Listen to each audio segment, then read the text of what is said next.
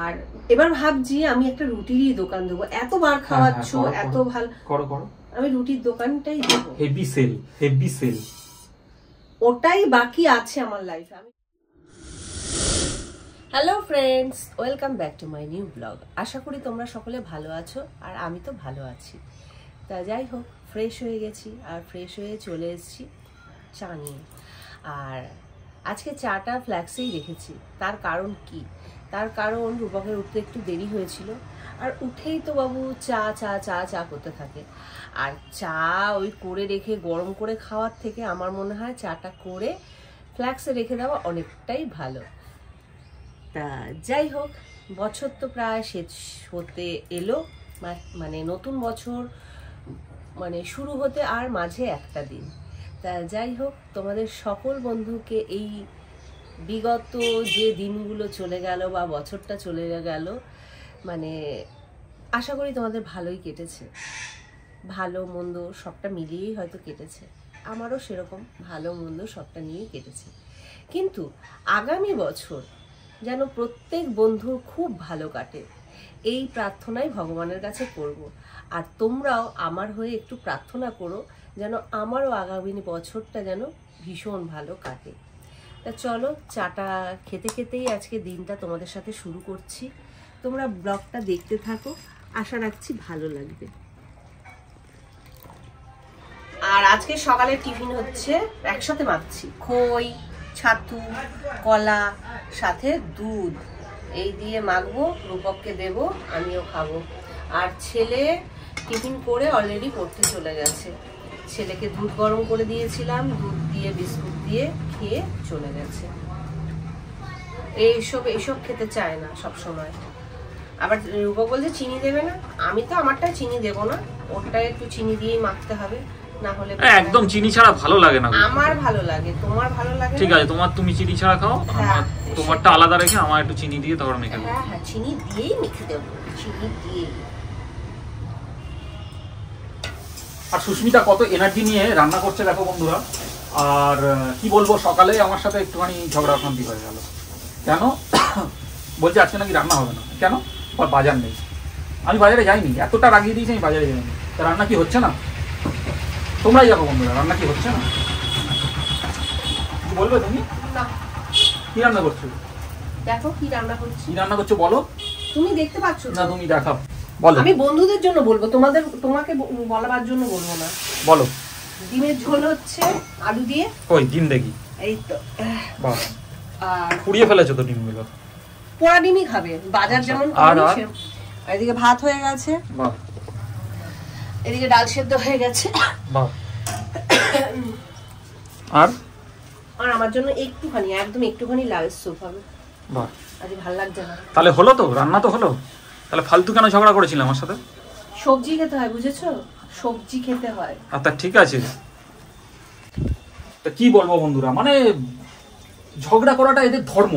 আমি ঝগড়া করি ধর্ম, আমি ঝগড়া করিনি। বাজার যাওয়ার কথা বলেছি, ঝগড়াটা তুমি করেছো। তো হলো তো, বাজার না গিয়েও তো রান্না হয়ে গেল। বাবারে, সরি কি কড়া করে রান্না করছো? ঠিক আছে, মন দিয়ে রান্না করো। বাজার না গিয়ে হয়ে গেল, ঠিক কথাই। ঝগড়াটা আমি করিনি, আমি বলেছি বাজার লাগবে, বাজার নেই। হ্যাঁ, তুমি বলে বাজার নেই। তখন বললে হ্যাঁ বাজার, রোজ বাজার, রোজ বাজার। আর আমি রোজ মোটেও তুমি বাজার করো না, এই নিয়ে তুমি শুরুটা করেছো, আমি করিনি। ঠিক আছে, ঠিক আছে, তোমাদের সাথে কথা বলা পাপ হয়ে গেছে। হ্যাঁ, কথা বলো কেন? বলবে না যখন পারো না, যুক্তি তর্কে বলবে না, যুক্তি দিয়ে কথা বলবে, তাহলেই পারবে। ঠিক আছে, বুঝে গেছি আমি। ওকে, তুমি উঠবে না না আমি 2 কাপ চা খেয়ে নেবো। ভাল লাগে না অত অত, মানে চা করে আনবো, আবার তেল দিয়ে তুলবো, অত পারবো না। খেলে খাও, না খেলে না খাও। তুমি আর কি মারো? কখন থেকে ডাকছি? আমি না বললে তুমি চা কোনোদিন আজ পর্যন্ত বানিয়েছো? না, আমি তো কোনোদিনই তুমি না বললে কিছুই করিনি। এমনি বড় হয়ে গেছো, এমনি মানুষ হয়ে গেছো। বলে চা এনেছি করে, না শুধু ঢপবাজি। সত্যি চা করে এনেছো? তুমি যাত্রাটা প্লিজ বন্ধ করো। মানে মেঘ না চাইতে বৃষ্টি, বৃষ্টি না চাইতে চোখে মুখে জল পড়বে, তখন বুঝতে পারবে। বাবা, আজকে একটুখানি ঘুমিয়েছি, মানে আমার ঘুমটা সহ্য হলো না। তুমি চা বানিয়ে এনে ঘুমটা ভাঙাতে হবে। তুমি ঘুমাওনি, তুমি মেমরি করে পড়েছিলে। ভিমরি ম্যান ঘুমিয়ে পড়েছিলাম। হ্যাঁ ভিমরি ম্যান খেয়ে উঠে এত ঠান্ডা লাগছিল, বহুদিন পরে একটু শুলাম, ঘুমিয়ে পড়েছিলাম। ওর জন্য শীতকালে শুতে নেই। আমিও আমাকে দেখেছো আমি কোনোদিন শুই? আমি শুই না। যাক বন্ধুরা, তাহলে কি বলবো, সুস্মিতা আজকে মানে আমাকে বলতে হয়নি আর কি, চা বানিয়ে এনে আমাকে ডাকলো, খুব ভালো লাগলো, এর জন্য আমি সুস্মিতাকে পুরস্কৃত করব। আর তুমি কোথায় যাওয়ার কথা ছিল? যাই না। কখন যাবে? যাবো 7টায়। 7টা থেকে মিটিং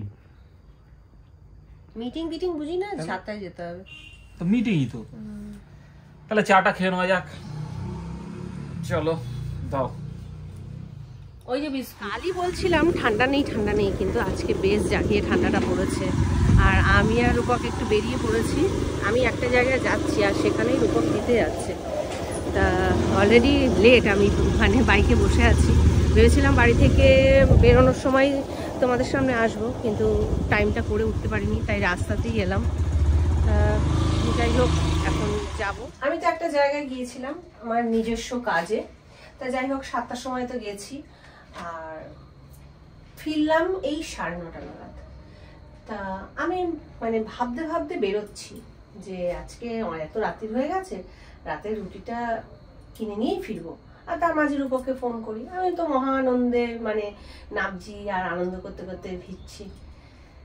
তা আমি চলো রুটিটা গিয়ে কিনে নিয়ে আসি। বলছে রুটি কিনবো? তোমার দেরি দেখে তো আমি মানে আটাটা মেখে রেখে এসেছি। বললাম বাবা, তুমি এত উপকার করেছো আমার, মানে কি বলবো, মানে রাগে গায়ের মধ্যে ঘস করছিল। সে তো আমাকে রুটি এসে বানাতেই হবে। আটা মেখে আমার কি উদ্ধারটা করলো। বাহ, কারোর জন্য ভালো করতে নেই। আমি জানি এসে তোমার দেরি হচ্ছে, কত দেরি হবে বুঝতে পারছি না, আমি ফোনও করতে পারছি না তোমাকে, তাহলে একটু আটাটাই মেখে রাখি, তোমার সুবিধা হবে। এতই ভালো বোঝো বা ভালো ভাবো, তাহলে রুটিটা কিনে নিয়েই রাখতে পারতে, যে আহারে আমার বউটা রাত্রি হচ্ছে, এসে আবার আমি আটাটা মেখে রাখছি, সেই তো বেলতে হবে, সেই তো ভাজতে হবে, সেই খেতে দিতে হবে। তা রুটিটা কিনে রাখি, তাহলে ভাজতেও হতো না, বেলতেও হতো না, শুধু খেতে দিয়ে দিতাম, হয়ে যেত। সেটা দেখো, কিনে আনাটা বড় কথা নয়, হচ্ছে শেষ কথা। মানে আমার কর্মটাই এটা, এসে রুটি বানাও, রুটি বানিয়ে ভেজে খাওয়াও, মাথাটা মানে কি বলবো। তাহলে বন্ধুরা কি বলবো বলো, আমি ভালো করতে গেলাম আর এত ভালো, প্লিজ আমার জন্য ভেবো না। ব্যাপারটা যে অ্যাকচুয়ালি বন্ধুরা কি বলবো তোমাদের, কিভাবে বোঝাবো, এই বউয়ের হাতের রুটি মানে গরম গরম ভাজবে, ফুলকো ফুলকো। আর তোমরা যারা সুস্মিতার ব্লগ দেখো বা আমাদের ব্লগ দেখো, তারা জানো সুস্মিতার রুটি কতটা ভালো ভাজে, মানে কোনো রুটি মিস যায় না, মানে যে ফোলে না। আর কতবার খাওয়াবে, বার খাইয়ে খাইয়ে খাইয়ে খাইয়ে তো মানে কি বলবো, অর্ধেকটা বয়স কাটিয়ে ফেললাম। আর এবার ভাবছি আমি একটা রুটিরই দোকান দেবো, এতবার খাওয়াচ্ছ, এত ভালো করো করো, আমি রুটির দোকানটাই দেবো। হেভি সেল ওটাই বাকি আছে আমার লাইফে। আমি তাহলে আমি বাড়ির সামনে একটা ছোট গুমটি করি, করো করো, হ্যাঁ রুটি আর ঘুগনি আলুর দম, হ্যাঁ সারাদিন রান্নাঘরেই কাটিয়ে দিই। আর কি মানে শখ আহ্লাদ সমস্ত কিছু বিসর্জন দিয়ে ওই রুটি ঘুগনি বানাই। যাই বলো, ওই সুস্মিতার হাতে রুটি, গরম গরম রুটি, ফুলকো ফুলকো রুটি, হ্যাঁ ওটাই। তার জন্য আমি অ্যাভয়েড করি মানে বাইরে থেকে কিনে আনা, কিন্তু মাঝে মাঝে উপায় থাকে না। তুমি থামো, চুপ থাকো। আর কি বলবো, আর মাথাটা আমাকে গরম করিও না, আমার প্লিজ মাথাটা আর গরম করিও না, আমার খুব রাগ হচ্ছে। চুপচাপ থাকো, ভালো লাগছে আমার। তো যাই হোক বন্ধুরা, কি বলবো, এখনো তো অনেক কাজ বাকি রয়েছে। রুটিগুলোকে বানাবো, বানিয়ে এনাদের খেতে দেবো, মানে একদম গুছিয়ে খেতে দিতে হবে।